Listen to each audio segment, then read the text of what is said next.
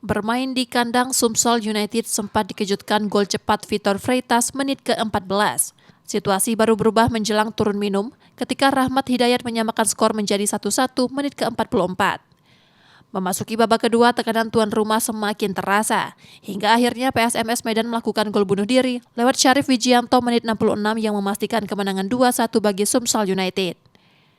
Kemenangan agresif dan ritme yang lebih stabil membuat tuan rumah mampu membalikkan keadaan meski sempat tertekan sejak awal laga.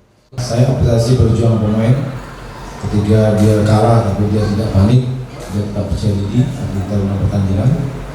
Yang selanjutnya ini perjuangan yang selalu biasa untuk seluruh pemain di dalam pertandingan yang sangat antusias.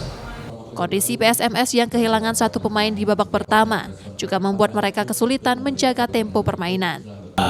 Sebetulnya dari babak pertama kita sudah menguasai jalanan yang pertandingan, bisa mencetak gol, tapi di menit 27 kena kartu merah, itu yang membuat kekalahan di sore hari. 3 poin ini mengokohkan posisi Sumsel United di peringkat ketiga klasemen sementara grup 1 dengan 20 poin dari 12 pertandingan.